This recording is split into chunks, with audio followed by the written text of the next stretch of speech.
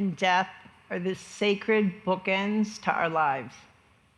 So why do we prepare so thoughtfully and carefully for one and not at all for the other? Imagine if we treated birth the way we treat death. So a woman would get a diagnosis of a pregnancy. We wouldn't know how to talk to her. She would lose friends because people were so afraid they would say the wrong thing.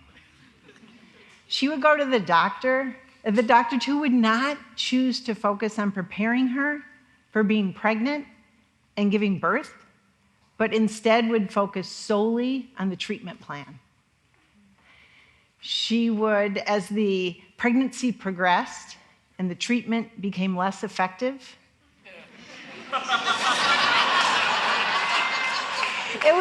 it would be very difficult for friends or family or the doctor to say, maybe we should stop this. I don't think it's working. Even the pregnant woman herself, when she said, well, maybe I should prepare for this experience. I feel like this birth might actually happen. Maybe I should go to a doctor who specializes in birth, an OBGYN. Her friends and family would say, oh, no, you're not ready for that. No, you can't give up. You got to keep fighting this.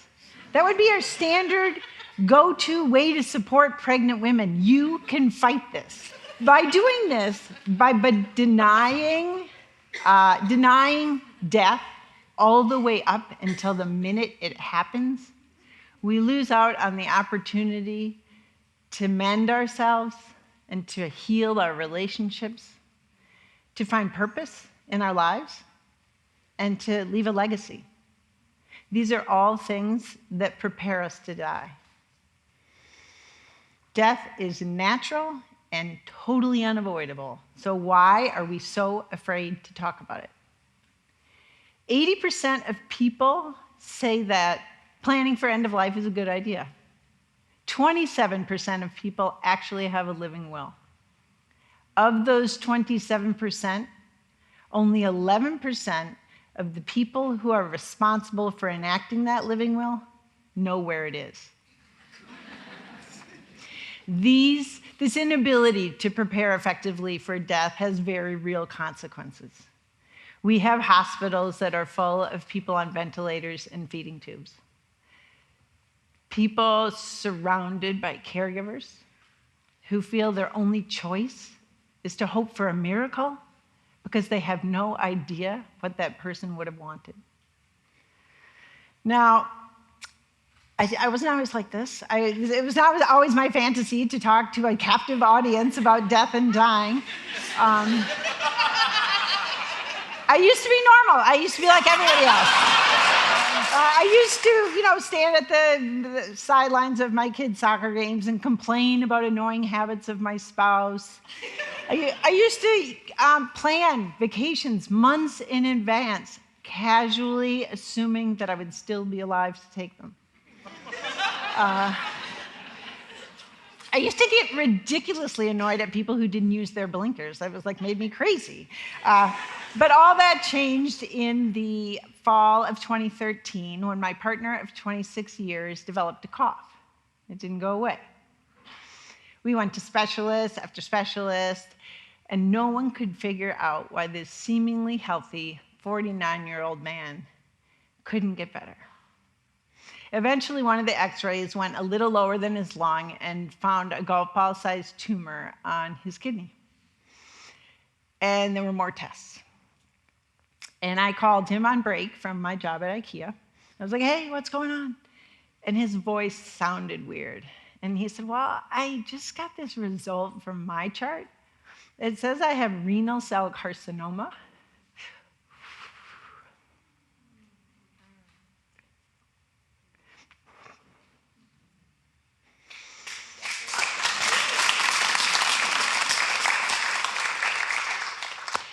Thanks. And it spread to my lungs. I dropped the phone and I ran to the IKEA bathroom. I was trapped in there with my hands against the door of the stall and trying to catch my breath. And the only thing I could think was, I have to get outside. I have to get under the sky. I eventually made my way outside, and I think there is something about nature that can ground us when everything else falls apart. I eventually made my way home, and those first few days and weeks, we were in shock. I had this recurring image, probably highly inappropriate, but of a giant sifter on my front lawn, and our whole lives were dumped into that sifter. And all the stuff that didn't matter anymore fell through the sifter onto my front lawn. All the chatter in my head about what I looked like, was I successful, did I have the least respectable car in the school pickup line, that I was continually losing the battle with creeping Charlie, all that disappeared. Concerns of my ego. And the things that remained in the sifter were people and relationships. I became grateful for things that I had taken for granted just the week before. Taking walks with Rob at sunset. Lying in the hammock in my backyard under a canopy of shimmery green leaves. Playing Nerf basketball with my boys in the living room. Matters that fed my soul. And you know what else was in the sifter? Shiny and sparkly, elevated to a status previously unimagined. Now. The present moment. That is what happens when your future disappears. I also realized how entitled I had been. Entitled about time. Entitled that, of course, I would live to at least the average life expectancy. Entitled to have the man I loved by my side for my whole life. This is one of the gifts of death. It makes you profoundly grateful for what has been there all along. Ordinary, everyday things become sacred. So Rob died 4 months later on Christmas night. Before he died, I made him make me a plan. He said, go back to school, get your master's in PE, you'll have the same schedule as the boys, you'll make more money, except I couldn't do it. Because after he died, I had this epiphany. I think of it like that board game called Life, where everybody is going around with their little plastic card, putting pink and blue pegs in their car. In my mind, every car has two occupants, an ego and a soul. It is really easy to let the ego do the driving. But from now on, I knew in my car that the soul had to be the driver. I believe that the soul speaks through intuition, and I decided to follow mine. It led me to learn everything I could about death, dying, and grief. I read books, podcasts, webinars, TED Talks, documentaries, and then I found out about end-of-life doulas. Non-medical people who provide spiritual, emotional, and physical support for dying people and their caregivers. Now I had a new lens with which to see my experience with Rob. 9 out of 10 people want to die at home. Hospice is the organization that can support this. However, the hospice model relies on you being in it for several months so they have time to train you. The average stay in hospice in the United States is 11 to 17 days. No one can learn how to care for their loved one in that time frame. Because of this, there can be some very painful gaps in the dying experience. As a hospice volunteer, I frequently got texts that went something like, patient actively dying, caregiver exhausted, overwhelmed, or patient very anxious about dying, has no friends, no family, dying alone. These people, as well as I myself, and frankly, I believe most of us, could have used a calm presence by our side. Someone who had wisdom gained from experience of walking this road before. Someone who could help us enter the sacred nature of this time, and someone who could stay with us as long as we needed them to. A death doula. This is what I was being called to become, what I did become. I want to share with you some stories from my line of work. Meet Bill and Shirley. They are my parents and primary guinea pigs. I wanted to practice an end-of-life review. It gives people a sense of peace if they can see purpose to their lives. One of the ways to do this is to write your own obituary. So I asked my dad if he would ever consider doing this. Without missing a beat, he said, "Oh, that's how I get to bed every night." He said, "Yeah, I just go through the obituary till I fall asleep." So I wrote it down, and then when he got to the part that said he will be remembered, he said, "Oh, you kids have to do that." So I sent it out to my 3 brothers and sister, and they wrote back the most amazing, beautiful things about how they will remember our father. And I got to read them to him. He was verklempt. He did not know what to say. He said, "Well, I guess a life well lived." Meanwhile, my mom says, "Well, I'm going to have a terrible obituary." I was like, "Why?"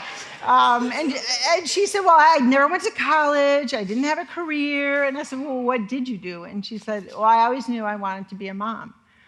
So I asked her questions, and then she discovers that, in fact, she did become a mom of 5 fabulous children. And she's a second mother to everyone who crosses her path. Meet B. B's family hired me because she had been in a sleep coma for over a week, and they felt like she might be holding on, but they didn't know why.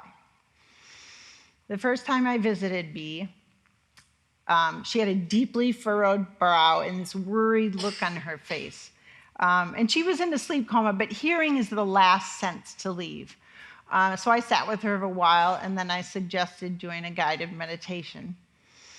And I knew that she had grown up by the sea. So I had her imagine walking along the sand, feeling the wind on her face, smelling the sea breeze, and hearing the roar of the surf.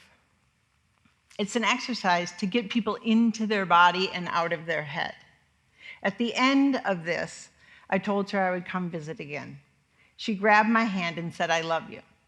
I don't know who she was talking to, and I don't know what she was talking about, but I knew I had made a connection with her.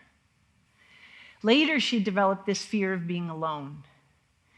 And everyone in the nursing home that she was at knew about this fear. So as I was sitting with her, after about the 4th person to come in, lean over her bed and say, "Don't worry, B, we are right here with you. You're not alone." It dawned on me that no matter how many people say that, she's still alone.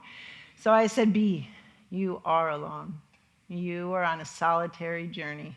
No one can come with you. That must be scary." She looked me right in the eye and nodded. And then we talked about courage and how she had found courage throughout her life. B died 3 days later. Meet Reese. Reese was 9 when this story happened, and he is my son. He came with me Christmas morning to see Rob.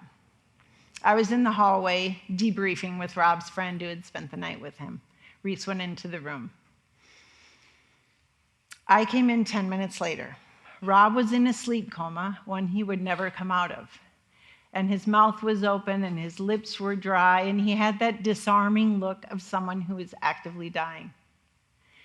Reese had crawled into bed with his dad, was holding his hand, was stroking his face, saying, "I am the luckiest boy ever because I had the best dad. I am so sorry for every tantrum I ever threw. I am so sorry for every bad word I ever said. Thank you for all the fun things that you did with Caleb and me. I will never forget you." This went on for over an hour. And then he says, "Well, Dad, I'll be seeing you around." And he says to me, "Mom, I'm ready to go." So we know how to do this. We know how to show up for each other. In Caitlin Doughty's latest book, From Here to Eternity, she quotes a psychiatrist, Irvin Yalom. He says, "The adult who has racked with death anxiety is not some exotic bird who's contracted some exotic disease, but a man or woman whose family and culture has failed to knit them the protective clothing to withstand the icy chill of mortality. Well, I have a challenge for you. Who out there is up to be a knitter? Come on! It's our job to take up the yarn and the knitting needles and open the door and let death in the room. We cannot prepare for it if we can't talk about it.